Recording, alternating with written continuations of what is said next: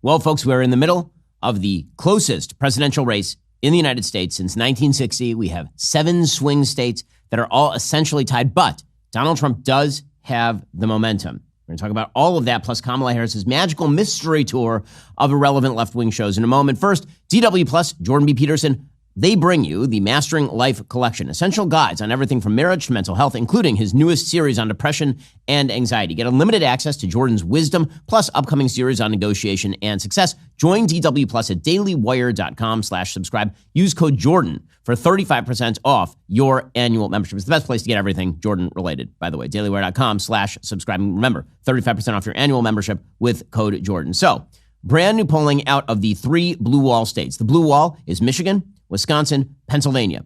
Kamala Harris needs to hold all 3 of those, assuming that Donald Trump wins North Carolina, which I think he will, assuming he wins Georgia, which I believe he will, assuming that he wins Arizona, which it looks like he is on track to do. If he does that, then he still needs to crack the so-called blue wall. Those are those same 3 states. It always seems to come down to those 3 states in these elections ever since he beat Hillary Clinton in 2016 by taking all 3 of those states. Hillary thought that she had the blue wall locked up, and that was not the case because she had a real problem with blue-collar white men. Well, that problem still exists. The latest polling data from Pennsylvania, of the last 5 polls, Donald Trump is tied in 2 and ahead in 3. Fox News has Donald Trump tied at 49%. Atlas Intel has Trump plus 3. Trafalgar has Trump plus 3. Emerson has a tie. Insider Advantage has Trump plus 2 in Pennsylvania. Meanwhile, in Wisconsin, this race has gotten a lot closer over the course of the last few weeks. The last 3 polls from Atlas, Trump plus 2, New York Times Siena, Harris plus 2, Trafalgar, Trump plus 1. It's a lot narrower than it was just a few weeks ago. And, by the way, Cook Political has now shifted Eric Hovde's race against Tammy Baldwin in the Senate into a toss-up, into a dead heat, which is great. We campaigned with Eric just last week in Wisconsin. He's a terrific candidate. He'll make a great senator from the state of Wisconsin. Meanwhile, over in Michigan, Kamala's having some real struggles. There's a lot of news about internal polling from Michigan showing that she is having serious problems, particularly in getting out the Arab American vote, which is why so-called undeclared, which are Arab Americans who are pro-Hamas and very angry that Kamala Harris isn't quite pro-Hamas enough, despite all of her best attempts to appease them. Because of that, they are now considering endorsing Kamala Harris. But in the last 4 polls, Atlas Intel has Trump up plus 4 in Michigan. New York Times Siena has Harris plus 1. Again, that's margin of error. Trafalgar has Trump plus 2. And Mirror's Michigan news source has Trump plus 1. In other words, these are very close states, but Trump seems to be picking up some momentum. Not only that, the union men who really are prevalent in these states, in Michigan, Wisconsin, and Pennsylvania, are turning against Kamala Harris and Tim Walz. I mentioned this a couple of weeks ago, that the Teamsters union poll, which showed that Joe Biden was beating Donald Trump when he was in the race among Teamsters union members. As soon as Kamala Harris got in, it flipped, and suddenly Trump was winning those union members 60-40, which leads me to my theory that there is a very large and very quiet male pro-Trump vote. That men, particularly blue-collar white men, look at Kamala Harris and they see someone who disdains traditional masculinity. And the attempts to turn, say, Doug Emhoff into an icon of the new masculinity, or Tim Walz, the weirdo, into some sort of icon of what it's like to be a true man in America in 2024. Not only is that not having its desired impact, it is actually exacerbating male feelings that the Democratic ticket is no longer interested in them. Politico has an entire piece today titled, "The Latest Union Snub for Harris and Walz Underscores a Bigger Problem for Their Campaign." They point out that Democrats' waning influence with unions, especially industrial, male-heavy groups like the firefighters and the Teamsters, has been a major point of concern for Democrats since Harris took over the ticket from Joe Biden, who is widely hailed by union leaders as a staunch ally of organized labor. To fill that void, Harris, who has a strong pro-labor record but few personal ties to the country's unions, has leaned heavily on Tim Walz to help bolster the ticket's labor appeal. On the campaign trail, the governor frequently talks up Harris's role in the most pro-union U.S. administration in history under Joe Biden. So the UAW is backing Harris and Walz, so is the International Brotherhood of Electric Workers, but that does not mean that the members of those unions are going to vote for Kamala Harris and Tim Walz. And that's not because Harris and Walz are not pro-union. They are, in fact, essentially sycophants to the labor unions. That is because the people who actually work and are members of unions don't necessarily vote just because they're members of unions. They may have a bunch of cross-cutting concerns, including concerns about what Kamala Harris is going to do on the economy, including concerns about the attack on traditional masculinity, including concerns that Kamala Harris just does not have them in her heart. And there is, a lot of good evidence to that effect, which is why Kamala Harris right now has some serious problem in these blue wall states. So Kamala is struggling in all the blue wall states, but you know who else is struggling? All the other phone companies. You know why? Because they've been trying to get away with some fibs. Every single year when Apple releases the new iPhone, the big carriers play those same old games. Sign your life away for the next 2 years, get a free iPhone. Well, it's not working anymore because with Pure Talk, you can get great savings on the new iPhone 16, and you can still get an affordable data plan that fits your needs on America's most dependable 5G network. How would I know? Because I have the new iPhone 16 from Pure Talk. Bottom line, stop falling into the same traps and overpaying for data you're not going to use. With Pure Talk, for just $35 a month, get unlimited talk, text, and 15 gigs of data, plus mobile hotspot on America's most dependable 5G network. Here's the best part. When you switch your cell phone service to Pure Talk on a qualifying plan, you get 1 year free of Daily Wire Plus Insider. That's access to the full library of DW Plus movies, series, and documentaries, including Lady Ballers, What is a Woman, Mr. Bertram, and Run, Hide, Fight, plus uncensored ad-free daily shows, 1 year free of our kids' platform Bentkey, and your very own free Leftist Tears Tumblr. The only way you can get this special offer is by going to puretalk.com/Shapiro or call and mention my name. Stop overpaying for your cell phone plan. Go to puretalk.com/Shapiro today. Switch to a qualifying plan. Get 1 year free of Daily Wire Plus Insider. The Wall Street Journal reporting just yesterday, Harris struggling to break through with working class Democrats' fear. According to the Wall Street Journal, Democrats have privately grown worried about Kamala Harris' standing among working class voters in the crucial blue wall states, particularly in Michigan. Donald Trump has assiduously courted union members and non-college educated white voters with a message focused on high-cost manufacturing and the threat of China to the United States economy. Senior Democrats, including Michigan Governor Gretchen Whitmer, want a sharper economic appeal from Harris and have conveyed those concerns to her campaign, according to people familiar with the conversations. But that's not the problem. The problem is not overt appeals to auto workers and blue-collar workers. That is not what is going to change the complexion of this campaign. There is a culture war that has been going on in this country, and that culture war is clearly evident and obvious. Okay, that culture war can be summed up in, for example, what Donald Trump has been doing over the course of the last week versus what Kamala Harris has been doing over the course of the last week. So Donald Trump has been going and doing rallies in the blue wall states. He's then been going on shows like this one, a conservative podcast, for example. Or he's been going on Fox News, or he's been going out and he's been talking with people in blue states that are blue wall states, but with actual normal voters. Meanwhile, Kamala Harris has basically picked up and jet-setted to every single left-wing cultural glitterati elite show she can find. There's a vast culture gap between the kinds of people that Donald Trump is appealing to and the kinds of people that Kamala Harris is appealing to. And when you add on top of that the fact that she seems to be a self-glorifying, absolute empty suit, that is not a good look. By the way, I will point out at this point that the person who wants Kamala Harris to lose worse than anybody in America, apparently, is Joe Biden. Joe Biden wants her to lose. Joe Biden is angry he got pushed out of the race. He believes he'd be running stronger against Donald Trump than she would, and there is some evidence to that effect. That's the only reason I can imagine Joe Biden doing what he did yesterday. So Kamala Harris, she had suggested that Governor Ron DeSantis had done something deeply wrong. He's busy handling one of the worst hurricanes headed for Florida in modern history. And she's pissed because apparently he didn't pick up the phone when she called. And then DeSantis said, well, I didn't even know she called, but why exactly would I be dealing with her right now? She literally has never called about any hurricane ever. Literally ever. Why is she the center of the story? And then she said, well, DeSantis is obviously selfish and not doing what he needs to do for the people of Florida. Here is Joe Biden absolutely undercutting her, just taking her legs out right from under her yesterday. The governor of Florida has been cooperative. He said he's gotten all that he needs. I talked to him again yesterday, and I said, no, you're doing a great job. It's all being done well. We thank you for it. And I literally gave my personal phone number to call. So I don't know. There was a rough start in some places, but every governor from Florida to North Carolina has been fully cooperative and supportive and acknowledged what this team is doing, and they're doing an incredible job. Okay, so he says DeSantis is doing a fine job, which is the opposite of what Harris is saying. So let's just say this. Kamala Harris is out of touch. She's always out of touch. She's always been out of touch. She's an elite West Coast left-winger from San Francisco and then Montreal and then back to California, where she lived in coastal enclaves, living the high life and drinking Chardonnay at 2 p.m. until she was made vice president of the United States. That appears to be the image that she is cultivating. And I'm not sure why she thinks that is good for her. I assume that she believes that if she just runs up the vote with suburban white women by talking about abortion on podcasts that only women listen to, that this will magically spur her to victory. But here's the problem. She's digging where she already has the gold. There's nothing else to be found there. She's mining where there is no one else. So yesterday, for example, over the last 2 days, she has done the following shows: Call Her Daddy, The View, Howard Stern, and Stephen Colbert. Please number me the swing voters who watch those shows.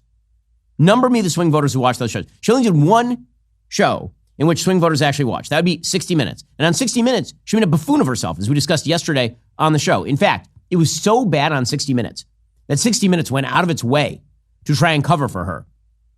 So 60 Minutes released a clip of an answer that she gave about Israel online before the actual show aired. And then when it came to the actual answer that was aired on TV, they edited it. So here are these two clips back to back to show you how 60 Minutes is trying to cover for her. But it seems that Prime Minister Netanyahu is not listening. Well, Bill, the work that we have done has resulted in a number of movements in that region by Israel that were very much prompted by or a result of many things, including our advocacy for what needs to happen in the region. But it seems that Prime Minister Netanyahu is not listening. We're not going to stop pursuing what is necessary for the United States to be clear about where we stand on the need for this war to end. Okay, those are those two clips back to back. So you can hear the unedited version is a minute of nonsense. And the edited version, they took one sentence out of context and then placed it next to the question. This is how hard the media are trying to cover for her. And don't worry, we'll get to CBS News a little later in the show, because CBS News is a disgrace to journalism, truly.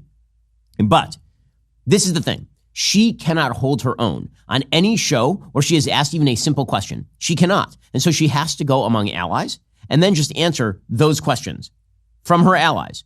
When Kamala Harris's strategy apparently is to appeal to blue-collar men by going on allies who mainly appeal to single white ladies. Not sure it's going to work, but let's talk about something that does work: efficient business finance management. You want to know how to run your company's finances smoother than a well-oiled machine? Check out Ramp. Ramp is a corporate card and spend management software designed to help you save time and put money back in your pocket. Ramp gives your finance team unprecedented control over your company spending. You can issue cards to every employee with actual limits and restrictions, a novel concept in today's world of runaway expenses. Ramp's accounting software automatically collects receipts and categorizes your expenses in real time. No more chasing down receipts. Your employees won't waste hours on expense reports, allowing you to close your books 8 times faster. Unlike most so-called money-saving solutions, Ramp actually puts cash back in your pocket. Businesses using Ramp save an average of 5% in their first year. Plus, it's really easy to set up. You can get started, issue virtual and physical cards, start making payments in less than 15 minutes, whether you have 5 employees or 5,000. And now, get $250 when you join Ramp. Just go to ramp.com/Shapiro. That's ramp.com/Shapiro, ramp.com/Shapiro. Cards issued by Sutton Bank, member FDIC. Terms and conditions do apply. That's ramp.com/Shapiro to get started. Okay, well, here's the thing. If she's running behind right now, if the people she needs to win over are white blue-collar men, for example, or a heavier share of seniors, she ain't going to do that by going on the Call Her Daddy podcast. And you can tell who she's trying to appeal to. Single white women. That's it. It's single white women all the way down. Single white women. That's all. That's her entire campaign. Hillary Clinton tried to run this campaign in 2016. It did not go well for her. I know that people on the left are celebrating the fact that Call Her Daddy has big numbers. Yes, among a certain constituency. Among a certain constituency. They are hiding her, for good reason, from any show where she has to answer questions like she did with Bill Whitaker. And instead, they're putting her on with Alex Cooper. Alex Cooper, who is famous for making episodes like Wiz Khalifa, It's Not Cute to Cry in a... And of course, Hannah Berner, Al Dente and Faking Dirty Talk. Or My Mom Found My Nudes. So that is who Kamala Harris sits with to discuss serious policy issues, is Alex Cooper, who's basically famous for being a very good-looking woman who talks about extreme details of sexual activity. Like, slow clap for Kamala Harris's team here. This is a big win. It's a big win. Here she was trying to campaign for all the single ladies.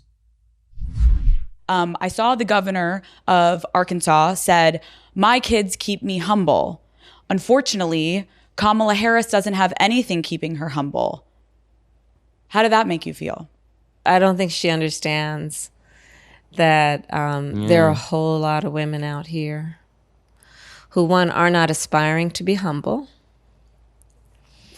Two, a whole lot of women out here who have a lot of love in their life, family in their life, and children in their life. And I think it's really important for women to lift each other up. Family comes in many forms, and I think that increasingly, all of us understand that, this is not the 1950s anymore. Families come in all kinds of shapes and forms, and they're family nonetheless. Kamala Harris on the Call Her Daddy podcast doing monologues from Robin Williams as Mrs. Doubtfire right there. Also, by the way, if we're not in the 1950s anymore, someone should ask her why her husband beats the out of ladies, apparently. I mean, it is absolutely incredible that there has been widely substantiated allegations that he beat up an ex-girlfriend and that he also was sexist toward his employees. And we already know that he knocked up the nanny. And somehow Doug Emhoff and Kamala Harris are still being trotted out as a model couple. It's insane to me. This would not be the case if the parties were reversed. If this were, say, Sarah Huckabee Sanders running for president, and it turned out her husband had hit an ex-girlfriend by multiple testimony and knocked up the nanny, that'd be the end of Sarah Huckabee Sanders' campaign. It would be. The media are completely ignoring it. It's absolutely astonishing. According to the UK Daily Mail, Kamala Harris's husband was inappropriate and misogynistic at work, according to his former colleagues. Attorneys who worked with Doug Emhoff at the former firm Venable say he yelled expletives, held a men-only cocktail hour in the office, revoked work perks from women who didn't flirt with him, and took only young, attractive associates in a limousine to a ball. A 2019 lawsuit claimed sex discrimination by other partners in the LA office Emhoff ran, and that while engaged to Harris, he hired an unqualified part-time model as a legal secretary because she was young, attractive, and friendly with the powerful men in the office. Again, this is supposedly the wife guy.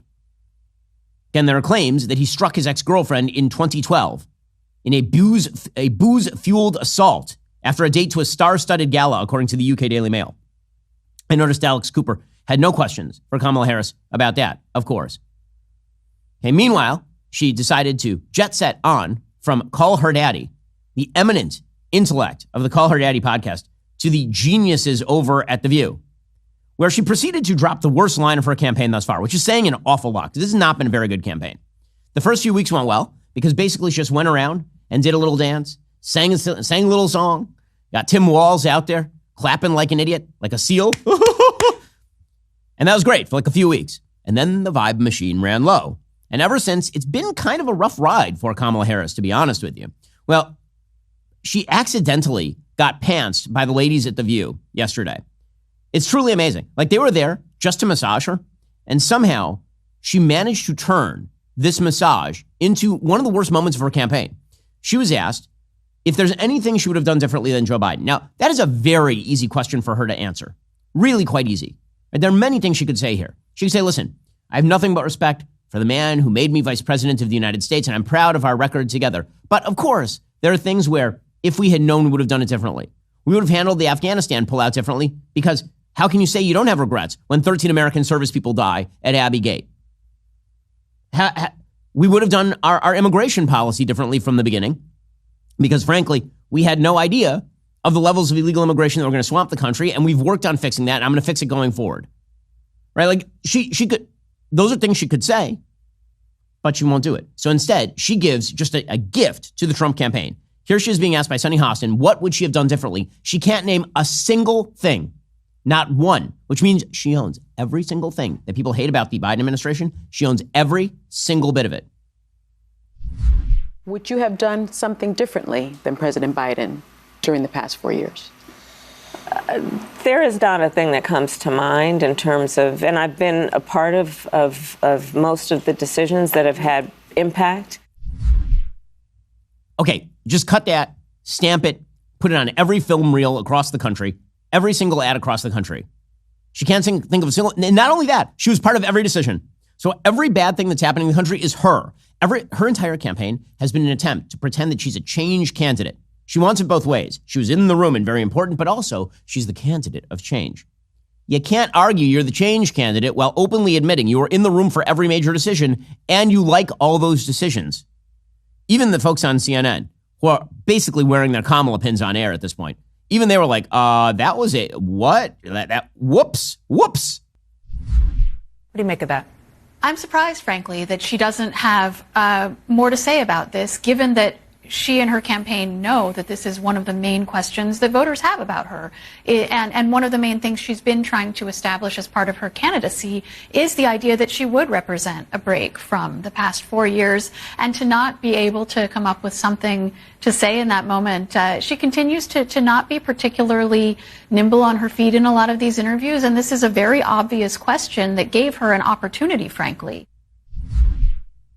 Whoopsie, whoopsie, whoopsie, whoopsie. Even CNN's like, oh, she's not good at this. Well, Kamala is totally inauthentic. But if you want an authentic educational experience, you need to check out Grand Canyon University. It's a private Christian university in beautiful Phoenix, Arizona. They believe we're endowed by our Creator with certain unalienable rights: life, liberty, the pursuit of happiness. GCU believes in equal opportunity and that the American dream starts with purpose. GCU equips you to serve others in ways that promote human flourishing and creates a ripple effect of transformation for generations to come. By honoring your career calling, you impact your family, your friends, and your community. Change the world for good by putting others before yourself to glorify God. Whether your pursuit involves a bachelor's, master's, or doctoral degree, GCU's online, on-campus, and hybrid learning environments are designed to help you achieve your unique academic, personal, and professional goals. With 350 academic programs as of June 2024, GCU meets you where you are and provides a path to help you fulfill your dreams. The pursuit to serve others, that's yours. Let it flourish. Find your purpose at Grand Canyon University. Private, Christian, affordable. Visit gcu.edu.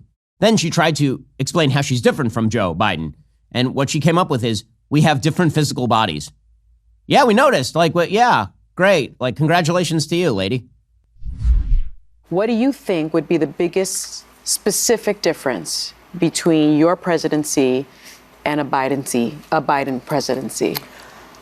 Well, we're obviously two different people, and we have a lot of shared life experiences. For example, the way we feel about our family and our parents and so on. But we're also different people, and I will bring those sensibilities to how I lead. Yeah, that's revelatory. That's extremely revelatory. You're different people. Wow. I feel sanguine about that now. Seems better. She then tried to pretend that she is an empathetic person. Now, one of the great lies of American politics is that Kamala Harris is some sort of queen of empathy. They tried to trot this out at the DNC.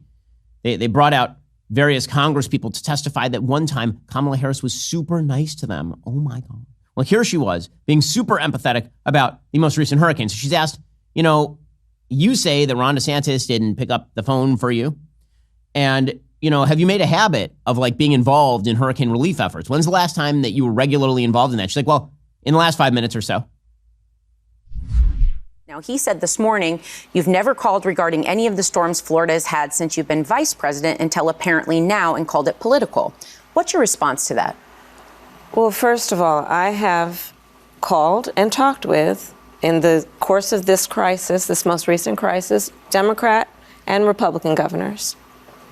Called, taken the call, answered the call, had a conversation.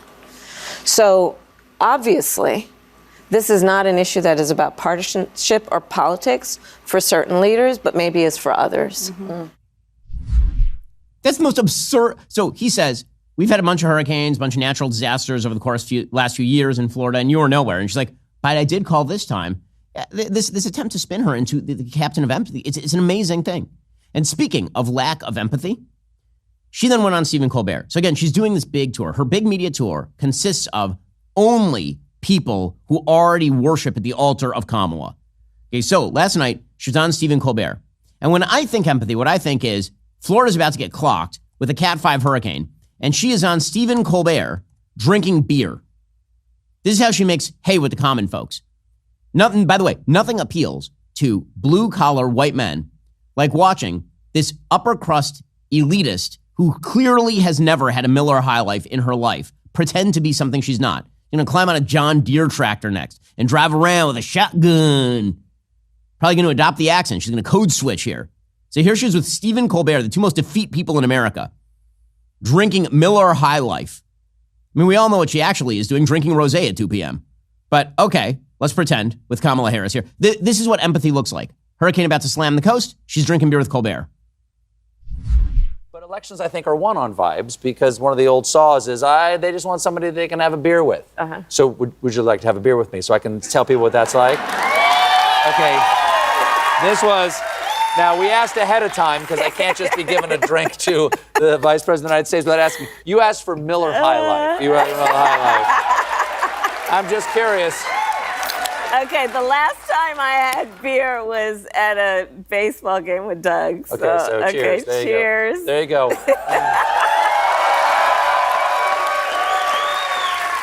Ooh. Gosh, she's really chugging it there. It's like the beautiful city of Milwaukee, Wisconsin. Champagne and beers. There you go. Wow, she can even read the label. Absolutely incredible. You should have asked her when's the last time she finished off a bottle of wine herself. In any case, that seems like empathy right now. People are suffering in the country. North Carolina's still underwater. Florida's about to get clocked. She is with Stephen Colbert, appealing to all those wine moms by drinking Miller High Life with Stephen Colbert. And lecturing us on how the American dream is elusive right now. Again, she is just a factory of gaffes. If the American dream is elusive right now, perhaps you might want to look at who is the Vice President of the United States. It's unbelievable. She's literally campaigning against herself at this point. Frankly, Stephen, the American dream right now is really elusive for far too many people in terms of even aspiring to own a home. It's too expensive. We don't have enough housing. We have a housing shortage. So part of my plan is to work with the private sector, with builders and developers, to build 3 million more homes by the end of my first term, and to give first-time home buyers a $25,000 a down payment assistance so they can just get their foot in the door to home ownership, which is the fastest and the most efficient way for people to build intergenerational wealth.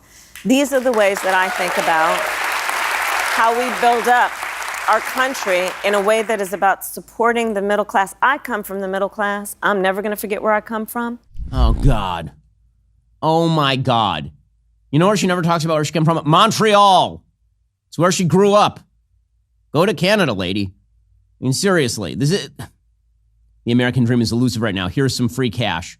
That comes from somebody else. Now, Kamala Harris keeps talking about how the American dream is elusive. She's the current vice president of the United States.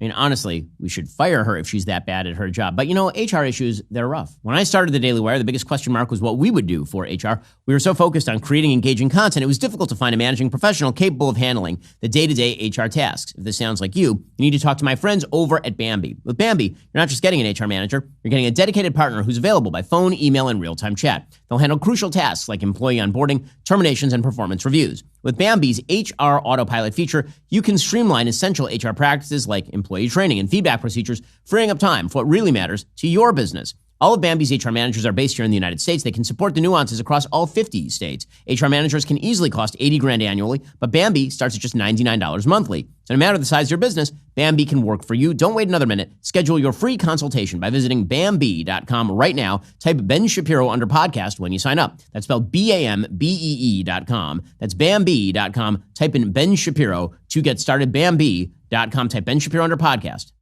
But the important thing is that the Colbert audience knows how to pronounce Kamala's name. Again, it's all vibes, and there's nothing there. There is nothing there. And the American people increasingly are not happy with there being nothing there. They already have nothing there. Joe Biden's been dead for months. And meanwhile, their stand-in is an empty hot air balloon of a human. Here we go.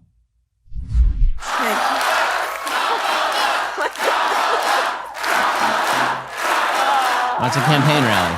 It's a campaign rally at Colbert. Thank you. I'm very excited. Thank you. She's winning new converts over there at her campaign rally on Stephen Colbert. I noticed that a whole lot of people know how to pronounce my name. She is hilarious. My goodness. It's like watching Louis C.K. up there. Just wow. She kind of capped her tour with yet another Call Her Daddy, but this one is supposed to be for males. The problem is that Howard Stern is no longer relevant to the American political conversation. He's no longer relevant at all. Howard Stern, how old is Howard Stern right now? 127 years old? Howard Stern is currently 70 years old. That old perv. He's 70 years old. And he's still talking about bodily orifices. At a certain point, gentlemen, it's time to grow up. Now, Howard Stern was always a fake transgressive. By a fake transgressive, I mean he never really said anything transgressive. He just talked about a lot, which is not all that transgressive. It's actually quite boring. It turns out that if your entire job day in and day out is just to say unbelievably horrible things to women on the air, which is Howard Stern's shtick, it's incredible how this has shifted. Okay, it used to be that Democrats looked at Howard Stern and they're like, that guy's gross. This is yucky, right? The person who says this kind of stuff to women is despicable. And Republicans, being more religious, were like, yeah, that's true. And now Howard Stern is basically your typical Democratic apparatchik, and the entire Democratic Party believes that his discussions of bodily orifices probably should be on stage at the DNC. So Howard Stern announced yesterday that he'd be voting for Kamala Harris, a shocking development from a devout New York City liberal. What an unbelievable douchebag Howard Stern is and always has been. I don't even understand how this election is close.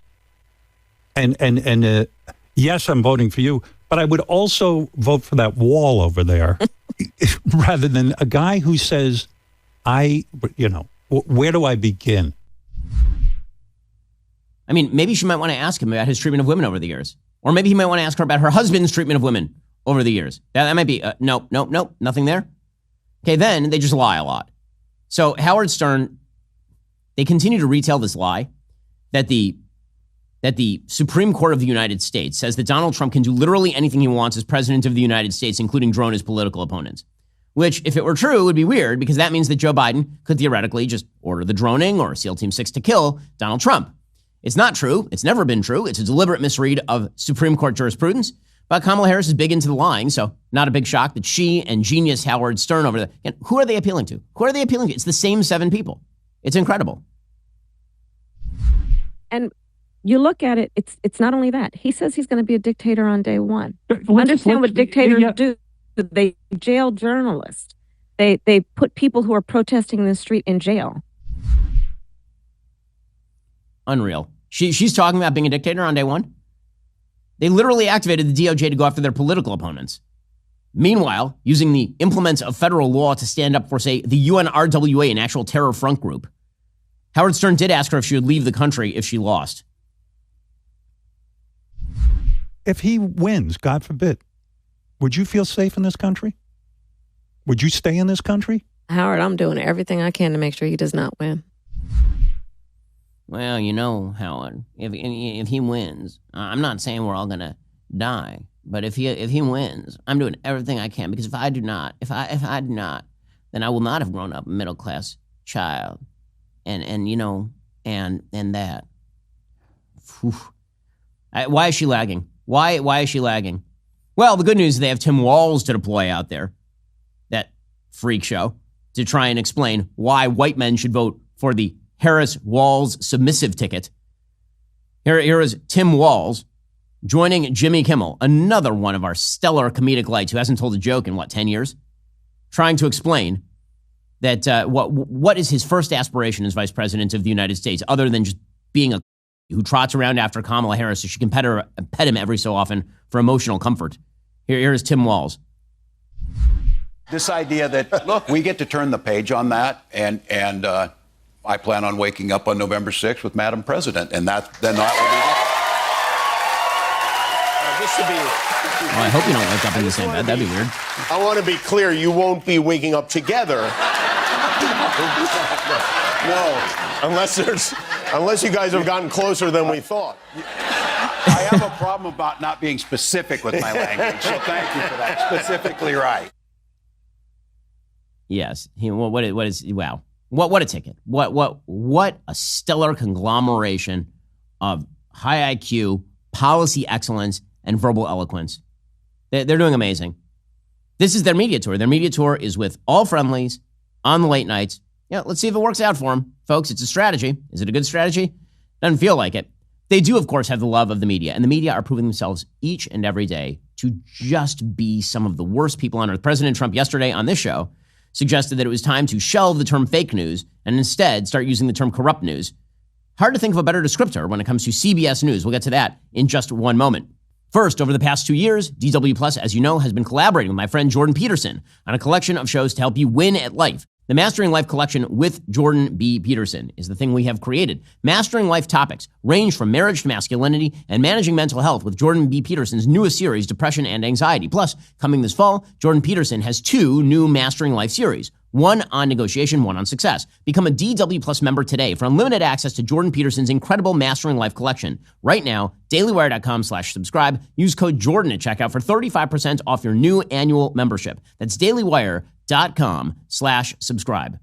Well, you may be watching Kamala Harris's magical mystery tour of terrible left-wing shows and thinking to yourself, how could she possibly win? I understand. I have that tendency too. You watch her, and she is awful at this, truly awful. It's not just that she has no good policy positions that she can defend. It's not just that she says dumb things politically, like that she owns every Joe Biden policy. It's not just that she's radically inauthentic with regard to her politics. She's radically inauthentic all the way through. She is just a vinyl human. She is totally inauthentic in every possible way. And so you say to yourself, how could she possibly win? And how could she win? No matter how much you hate Donald Trump, you know what his administration was like, and it was pretty good. And you know what her administration is like, and it's trash. So the answer, of course, is that she always has her Praetorian Guard in the media, there to defend her, there to protect her. The journalismers of our age are worth 5 to 10 points in the polls for Kamala Harris and for any Democrat. And when they mobilize on behalf of one of their idolatrous icons, it is very difficult to crack that perception. The best example of this actually is not Kamala Harris this week. The best example is the execrable Ta-Nehisi Coates. Now, Ta-Nehisi Coates is an icon of the left. He has been since Black Lives Matter days. He's basically become an untouchable.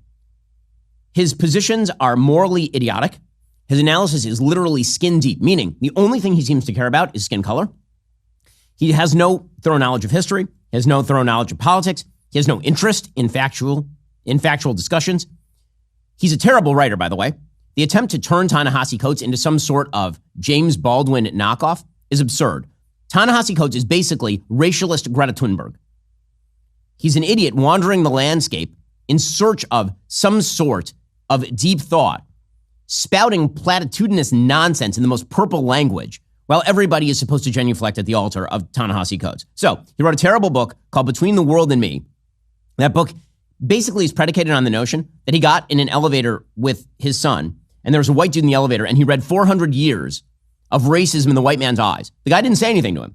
That's who Ta-Nehisi Coates is, a person who has benefited from every privilege that Western civilization has to offer, but hates Western civilization because he has in his prophetic being an understanding of the division between victim and victimizer. And his philosophy is incredibly cheap. You can do it in one sentence. If you are a failure in life, it is because you are a victim of the system.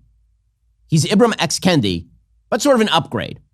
That's essentially who Ta-Nehisi Coates is. And he's been treated as though he is some sort of great intellectual. They give him every prize they can find, millions of dollars to write terrible books. They give him a comic book contract. He was writing terrible comic books that no one read for years. So he wrote his book, Between the World and Me. Then he went away and he wrote comic books for a while and some pretty bad fiction. And now he is back with a brand new book called The Message. The Message, because he's brought it from on high, you see. He has descended from Sinai. I shouldn't say Sinai because he didn't like Jews very much. He has descended from, well, somewhere. He's descended from some holy place to bring you the word of Ta-Nehisi. And you must not question Ta-Nehisi, despite the fact that he is, in fact, a moral cretin and an afactual dumbass. You must never question Ta-Nehisi Coates. He is a person who is to be treated with only respect. He's to be treated as a great intellectual of our age, despite the fact that he is a liar. So what is the message? The message is he went to Israel and then the West Bank for 2 weeks. And guess what? He knows everything there is to know about it. Like everything there is to know about it. And you know what there is to know? What there is to know is that Palestinians are brown and victimized, and Israelis are white and evil and supremacist. That's the whole book. It's an anti-Semitic screed that is completely fact-free. The number of basic factual, he doesn't mention in the entire book Hamas. He doesn't mention in the entire book the Palestinian Authority. He doesn't mention Yasser Arafat. He doesn't mention terrorism. He doesn't mention Hezbollah. He doesn't mention anything of relevance. He doesn't mention peace deals turned down by the Palestinians. Literally nothing. Because again, in Ta-Nehisi Coates' holy fool moral vision, the basic idea is that if he can identify who is the victim in any scenario, and he can always identify the victim, not by their activity, but by their outcome, then he can tell you who's the bad guy. And he says, this is a very clear conflict. There's a good guy and a bad guy. The good guy, Those are the people who celebrate the rapes and murders of October 7th. The bad guys are the people who are attempting to stop that. That's essentially the message of The Message by Ta-Nehisi Coates. And again, there's a bunch of factual errors in here. There's an excellent thread on Twitter by an account called Eisenberg, which is a board member for Honest Reporting, and he's written for Tablet and Fathom Journal, among others, pointing out a wide variety of basic errors. Like, for example, Ta-Nehisi Coates suggests that Israelis regularly tour the Al-Aqsa Mosque while Palestinians are barred from the Western Wall, all of which is a lie. That is not true. Non-Muslims, I know because I've been up there. You can watch me do it on tape with Jordan Peterson. When you go up to the Temple Mount, you have to be screened by security. You are not allowed to pray openly on the Temple Mount. I can't go into the Al-Aqsa Mosque. Okay, I'm not allowed. As a Jew, I'm not allowed because the Jordanian Waqf controls the Temple Mount. But Muslims and Christians, including the 2 million Israeli Arab Palestinian citizens of Israel, can visit the Western Wall. Right? And those sorts of basic factual errors that a simple Google search would have solved are replete throughout his trash book. So anyway, he appears on CBS News. Here's why this is a story. He appears on CBS News the other day. And there is a reporter for CBS Morning News named Tony Dokoupil. And Tony Dokoupil, who has a couple of kids who live in Israel, has the temerity to point out that this is an extremist anti-Semitic book, and then ask some actual tough questions of Ta-Nehisi Coates. Here, for example, is him asking basic questions to Ta-Nehisi Coates, and Coates has no answers because Coates is used to just saying cryptic nostrums about black and brown bodies, like a pagan incantation, and then everybody bowing before the altar of Ta-Nehisi until he starts to get upset. Here's Tony Dokoupil actually asking a question. He accidentally did a journalism.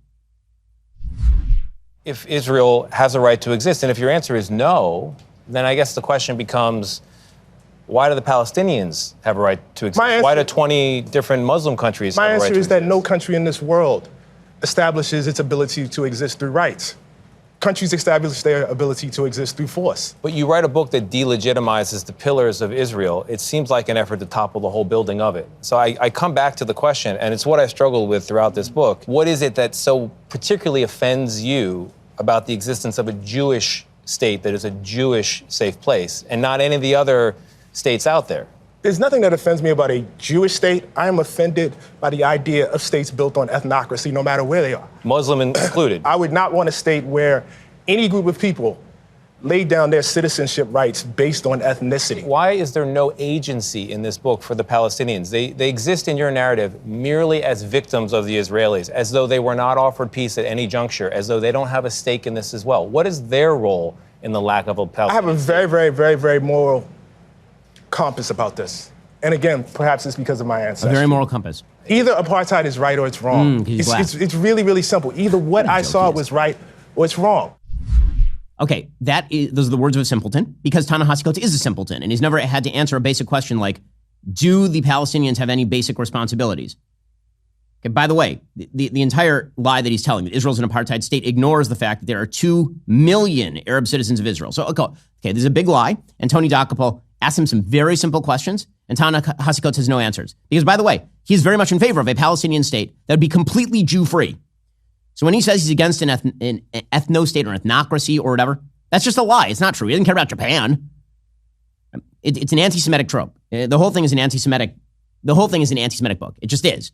Because Ta-Nehisi Coates is, in fact, a member of a left-wing cadre that believes in this very simple and very stupid narrative that if you're unsuccessful in life, it's because of the white superstructure or whatever. Well, CBS News clearly prizes Ta-Nehisi Coates above its own journalistic standards, but you should instead choose Prize Picks. That's America's #1 daily fantasy sports app with over 10 million active members. Let me tell you, it's the best way to win real money this MLB postseason. By the way, this postseason is wild. Here's how it works. Pay attention because it's simpler than you might think. You pick more or less on 2 to 6 player stat projections and watch the winnings roll in. Make your picks in less than 60 seconds. Turn your sports opinions into real money all season long. It is that easy. One of my producers, Jake, is a huge fan of Prize Picks. For tonight's baseball games, Jake picks Alex Cobb to have more than 3 strikeouts and Seth Lugo to have less than 4 strikeouts. He's always raving about how easy it is to make entries on all his favorite players. Now, if you want to play alongside some big names, you can find community plays under the promos tab. You'll see entries from Drewski, Joe Budden, MMA champ Sean O'Malley. It's a great way to see how your picks stack up against theirs. Here's what really sets Prize Picks apart. This is important. You can win up to 100 times your money with as few as 4 correct picks. That's a pretty impressive return. Get this?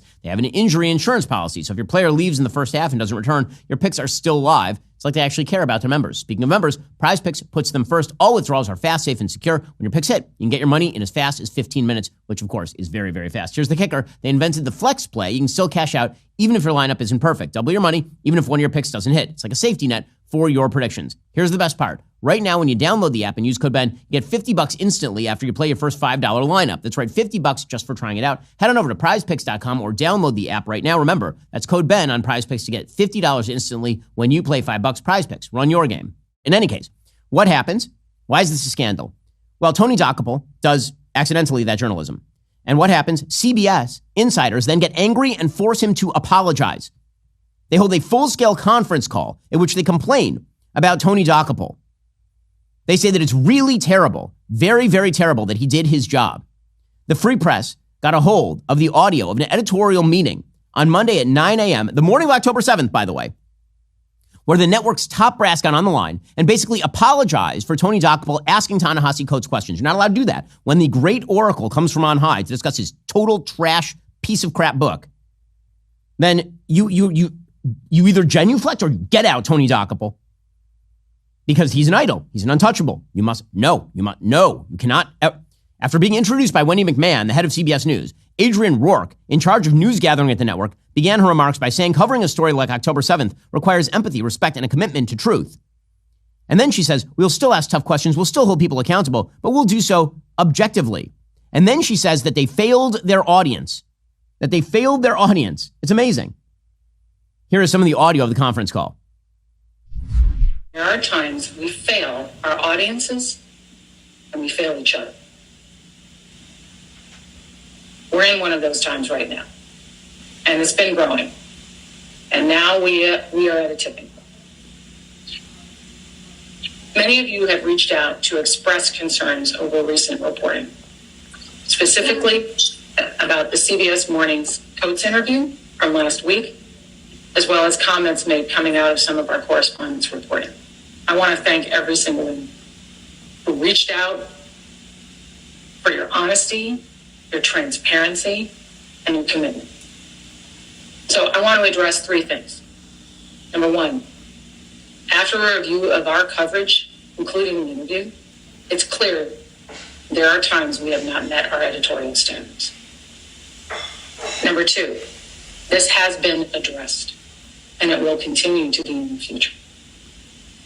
And number three, I want to acknowledge and I want to apologize that it's taken this long to have this conversation. Pathetic. That's CBS News, which is why you should never trust CBS News with anything. By the way, kudos to CBS reporter Jan Crawford, who's been CBS's chief legal correspondent since 2009. She defended Dokoupil on the call. She said, it sounds like we're calling one of our anchors out in a somewhat public setting on this call for failing to meet editorial standards for I'm not even sure what. I thought our commitment was to truth. When someone comes on our air with a one-sided account of a very complex situation, as Coates himself acknowledges that he has, it's my understanding that as journalists, we're obligated to challenge that worldview so our viewers can have that access to the truth or a fuller account, a more balanced account. And to me, that's what Tony did. Tony prevented a one-sided account from being broadcast on our network that was completely devoid of history or facts.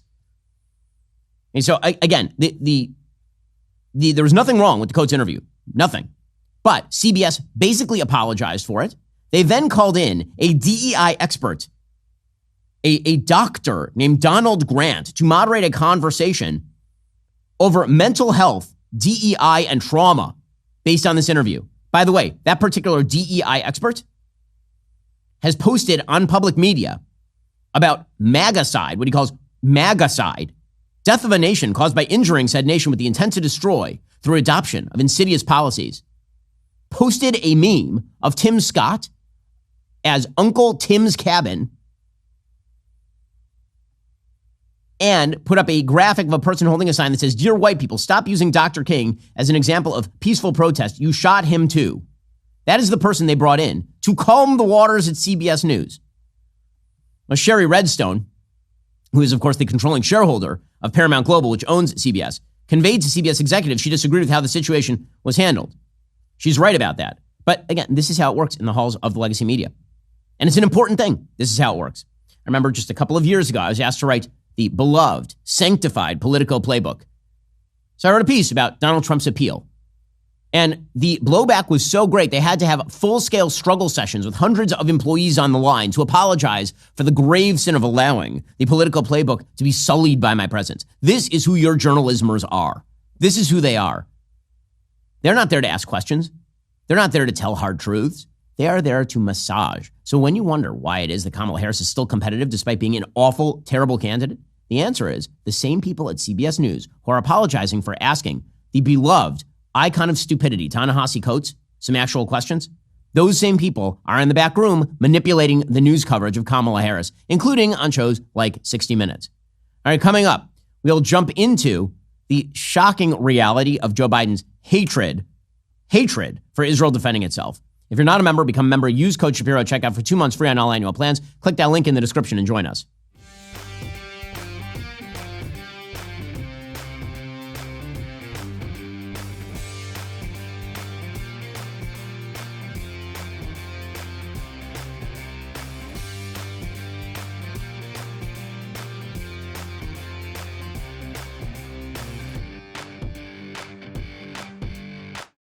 Gentlemen, woke corporations are shaving away your masculinity, which sounds quite horrifying. Well, it's time to take it back with Jeremy's Razors. Over 250,000 dudes and 4.7 stars on Amazon agree. Jeremy's Precision 5 is a damn good razor. It won't dull your edge. Stop giving your money to woke corporations that hate you. Order in the next 48 hours. Get the biggest discount ever on Jeremy's second-gen razors with a 30% off prime deal. Go to jeremy'srazors.com right now.